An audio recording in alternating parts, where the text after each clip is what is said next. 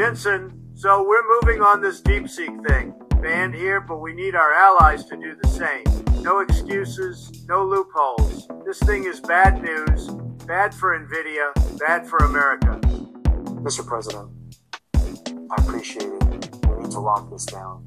DeepSeek, one is spreading fast. Europe, the Middle East, even Japan is looking at it. If we don't stop it now, we're handing China a free pass to dominate AI. Not happening. I've already talked to a few leaders. Told them straight up, you want our best chips? Then you don't touch Chinese AI. Simple deal. No DeepSeek, or no NVIDIA, no OpenAI, no cutting-edge tech from us. That's exactly what we need. And we need a stronger message.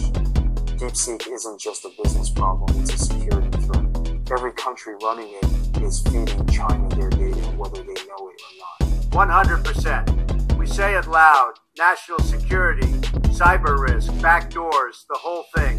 Scare them straight. They don't listen? Fine, we'll make sure they don't get the good stuff. America makes the best AI, the best chips. If they want in, they play by our rules. We also need incentives. If they ban DeepSeek, they should get first access to Blackwell, Robin, all the next-gen silicon. We lock them into our ecosystem while locking China out. Now you're talking. Reward the good guys, punish the bad. It's what I do best. Stick with America, and you get the best. Play with China, enjoy your outdated junk. We should also work the financial angle. Investors need to know any company using DeepSeek R1 is taking a huge regulatory risk.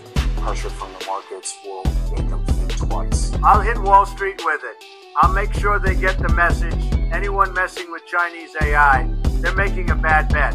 And you know I have a lot of friends in finance. A lot of very smart people. They'll listen. This is how we win. We make it impossible for DeepSeek to go global, and we keep the edge right here. Exactly. We win, China loses. NVIDIA wins, America wins. It's going to be beautiful. Ha ha!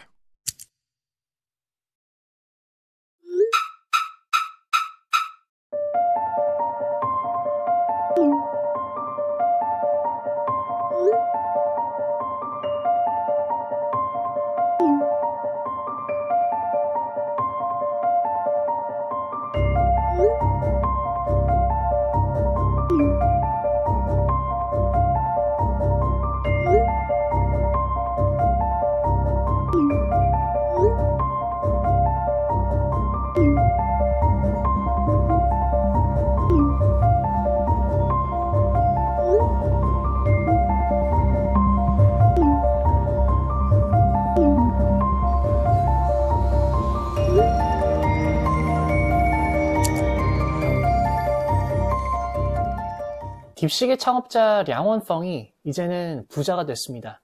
근본 딥식의 R1 효과로 기업 가치가 순식간에 데카콘 이상으로 뛰어 올랐기 때문인데요. 딥식 같은 경우에 워낙 기업이 비밀리에 모든 게 움직이다 보니까 정확한 자료는 구하기는 어려웠지만은 중국의 알리바바 그룹으로부터 투자 유치를 추진 중에 있습니다. 이건 마치 예전에 마이크로소프트가 오픈AI에 투자했던 스토리와 매우 흡사한데요. 현재 알려진 바로는 90억 달러, 약 13조 원 되는 기업 가치로 1.5조 원의 투자 금액을 유치 중에 있습니다. 창업 중인 량원펑 같은 경우에는 물론 오픈AI의 샘 알트만 정도까지는 아니지만은 이번에 딥시크 R1의 효과로 더욱더 하이플라이어를 운영했을 때보다 큰 부자가 됐는데요. 참고로 오픈AI 같은 경우가 작년 11월에 기업 가치 약 3천억 달러, 원화로 치면은 435조 원을 인정을 받았고 당시에 400억 달러를 유치했습니다. 거진 60조 원 정도 되니까 정말 어마무시한 밸류에이션과 금액이죠. 그래도 지분율로 보자면은 량원펑이 현재 딥식의 85%를 차지하고 있다고 추정이 되는데 향후 딥식의 기업 가치가 더욱더 상승하게 된다면은 샘 알트만보다도 더 부유해질 수 있는 가능성이 존재할 수도 있겠죠. 이러한 딥식의 R1 같은 모델들이 미국과 여러 우방 국가들에서는 틱톡에 이어 금지될 가능성이 굉장히 높아 보입니다.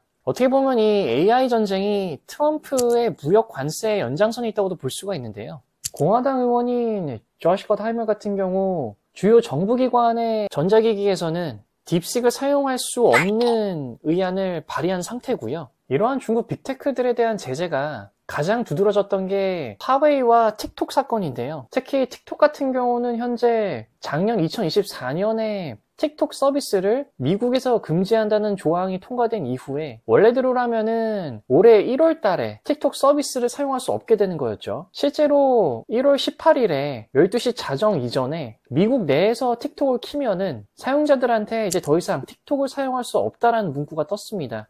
다만 이제 12시간 이후에 틱톡 서비스가 다시 재개가 됐고요. 트럼프 대통령의 새로운 조치 덕분에 75일 이내에 틱톡의 미국 사업부를 매각을 하는 조건으로 서비스를 재개할 수 있게 해주었습니다. 그래서 현재 이 기간에 틱톡에 대해서 관심을 보이는 투자자들이 상당히 많이 있는데요. 샤크탱크의 투자자 케빈 오리어리도 있고 절대 빠질 수 없는 일론 머스크도 있고요. 그리고 예전 액티비전 블리자드의 CEO 바비 커틱, 그리고 유튜브계의 제왕이죠. 미스터 비스트인 지미 도너슨도 있습니다. 추정컨대 틱톡 미국 사업부의 기업 가치는 1000억 달러 이상이 될 것 같고요. 요즘 환율로는 약 145조 원이죠. 이 숫자 같은 경우는 2022년도에 일론 머스크가 트위터를 인수했던 440억 달러보다도 2배 높은 숫자입니다. LA 다저스를 소유하고 있었던 구단주 프랭크 맥코트라는 분은 틱톡 고유의 알고리즘은 필요가 없으니까 그것만 제외하고 200억 달러에 살 수는 없겠느냐 하고 할인을 요청한 상태이기도 하고요. 그 외에도 마이크로소프트, 오라클, 월마트, 구글, 메타 등이 군침을 흘리고 있는 것으로 알고 있습니다. 다만 이분들의 경우에는 반독점법에 의해 고생을 할 수도 있을 것 같고요. 이렇게 미국이 틱톡을 금지하면서 매각을 종용하는 이유로 여러 가지 논리들을 내세웠는데 중독성, 잘못된 정보의 전달, 아이들의 안전, 정신건강, 데이터 유출, 그리고 개인들의 정보를 수집해서 다른 3자의 데이터 브로커들한테 판매를 한다는 것이었어요. 데이터 수집 같은 경우는 비단 틱톡뿐만이 아니라 모두 수집을 하고 있습니다. 공통적으로 얼마나 사용자가 특정 페이지에 오래 있나, 어떠한 비디오를 공유를 하나, 어떤 비디오를 스와이프하나, 어떠한 코멘트를 다는가, 어떤 것을 좋아하는가, 그리고 일반적인 정보들, 내 이름이나 나이, 전화번호, 이메일 주소, 나의 위치, IP 주소, 그리고 생체 정보 등이 있는데요. 솔직히 중국 앱들뿐만이 아니라 미국의 모든 SNS 서비스들도 이러한 데이터 수집 등을 하고 있지만은 중국 빅테크 견제를 위해서는 가장 인기 있는 서비스인 틱톡을 무너뜨릴 필요가 있는 거죠. 그리고 과거 케임브리지 애널리티카 사건 때 이러한 미디어의 악용이 얼마나 미국 사회 내에서 정치적으로도 잘못 이용될 수 있을지에 대한 가능성을 보여줬었기 때문에 틱톡과 같은 이런 외부 SNS에 대해서는 배척할 수밖에 없는 분위기가 정부 민간까지 퍼져 있을 수밖에 없습니다. 그 흐름에 따라서 딥식 R1이 오픈 AI에 이어서 두 번째로 추론형 모델이라는 것을 오픈소스로 공개했기 때문에 미국 내에서의 충격과 앞으로 올 그 제재가 틱톡 때보다도 훨씬 더 거셀 수밖에 없다고 보는데요. 이미 나사, 미 해군, 이 텍사스주의 공공기관에서의 금지를 필두로 우방국인 대만, 호주, 그리고 우리나라까지 현재 기관 및 주요 빅테크들 사이에서는 딥시크의 사용을 금지한 상황입니다. 롱뷰 글로벌의 선임 정책 분석가인 듀어드릭 맥닐에 따르자면은 실제 딥시크를 통해서 데이터를 수집할 수 있는 양이 구글 검색을 통해서 수집할 수 있는 양이 20배에 달한다고 지적을 했고요. 명백하게 개인의 금융정보나 건강정보가 도난을 당할 수도 있고, 그리고 딥식 자체가 해킹의 취약점이 있다 보니까 딥시크 자체에서 그런 의도가 설사 없다 하더라도 여러 외부 사이버 공격에 굉장히 취약하다는 거예요. 그리고 더 심각한 문제는 중국 정보부 같은 경우가 딥식에 이제 기록될 수 있는 여러 주요 미국 내 산업 그리고 사업들에 대한 정보를 은밀하게 다 추출을 해서 실제 미국 내 여러 관 그리고 비즈니스 생태계의 기밀 정보들을 액세스할 수 있다는 거예요. 그리고 그 정보들을 바탕으로 여러 정부 부처 그리고 민간의 산업, 사업의 취약점들을 도출해낼 수도 있다는 거고요. 더불어서 SNS 대화는 비교도 되지 않게 딥식 내에서의 답변 등을 통해서 대중들을 호도하거나 기만하거나 분열을 조장할 수 있다고도 합니다. 미국 전략국제문제연구소에 따르자면은 딥시크에서 말하는 개인정보 보호 정책이 무의미하다고 지적했는데요. 딥시크는 중국법의 적용을 받으면서 앱에 입력된 모든 정보가 추적될 수 있고, 그리고 이 딥시크 앱을 통해서 멀웨어가 심어져서 대규모 사이버 보안 문제가 발생을 할 수도 있다고 합니다. 단 한 번의 앱 업데이트로요.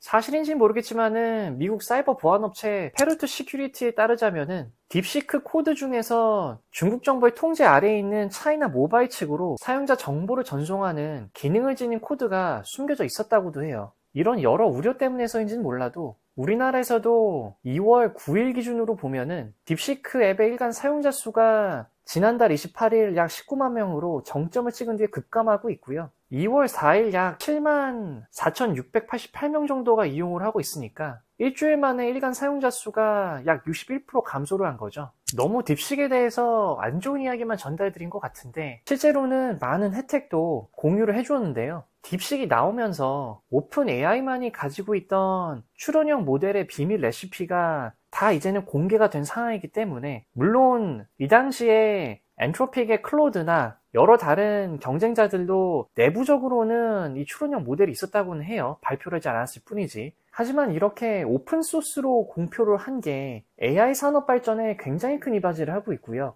딥시크에 대한 제재가 더 확산이 되더라도 이제는 제2, 3의 딥시크가 등장하면서 더욱 AI 생태계를 가속화시킬 가능성이 높아졌습니다. 중국, 미국, 동서양 가릴 거 없이 이 모테이 모델의 표본으로 허깅 페이스 등에서 굉장히 많은 논의들이 일어나고 있고요. 그리고 앞으로도 더 많이 일어날 거고 나마와 같은 다른 오픈소스 모델들도 마찬가지고 신규로 자본 투하가 많이 이루어질 필요가 없이 AI 대중화도 더욱 빨라질 거예요. 더불어 이제는 딥식이 앞으로 후발주자들이 살아남는 방법을 세상에 알려줬기 때문에 물론 이제 오픈 AI와 같은 대형 모델들을 먹이로 삼았지만은 국내 빅테크인 네이버, 카카오 등도 연달아 앞서 나가는 선두 주자들과의 격차를 더욱 좁힐 것으로 보입니다. 결국 이런 후발주자들의 모델들이 더욱 양산되고 오픈소스로 풀린 딥시크 등이 더욱 보완이 돼서 값싸게 우리 주변에 확산이 되면은 이와 연동될 수 있는 애플리케이션들도 훨씬 많아질 거고요. 최근에 협동 로봇 그리고 2025년 화두 중 하나인 휴머노이드도 계속 성장을 하는 이유가 이러한 맥락 중 하나로 볼 수 있어요. 여담이지만은 실제로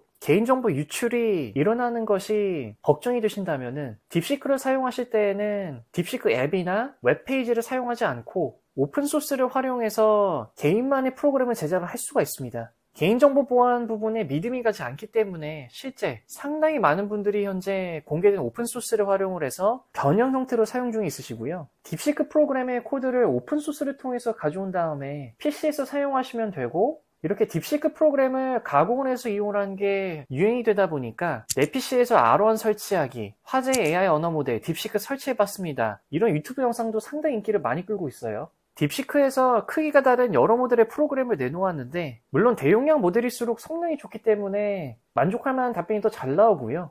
그래도 저용량 모델도 많기 때문에 사용하시는 데에는 큰 불편함은 없을 수도 있습니다. 만약에 용량이 정말 없으시다면 AI 모델 호스팅 업체들을 활용하는 경우도 있고요. 딥시크 앱, 그리고 딥시크 웹페이지를 통해서 서비스를 이용하시는 것은 분명히 개인정보 유출에 대한 위험이 존재합니다. 다만 굉장히 공합게도 오픈소스로 딥시크를 공개를 했기 때문에 민간단에서는 나만의 딥시크를 만들어서 활용을 해볼 수도 있는 거고요. 그리고 더 큰 포인트는 미국이란 AI 강국을 추격할 만한 그러한 가이던스나 이정표가 없었는데 이제는 AI 후발국들도 충분히 딥시크가 어떻게 빅테크 모델들을 활용을 해서 제2의 추론형 모델을 만들었는지 공개를 했기 때문에 국내 빅테크들한테도 성장을 할 수 있는 AI 산업 내에서 하나의 이정표를 제시해줬다고 볼 수가 있습니다.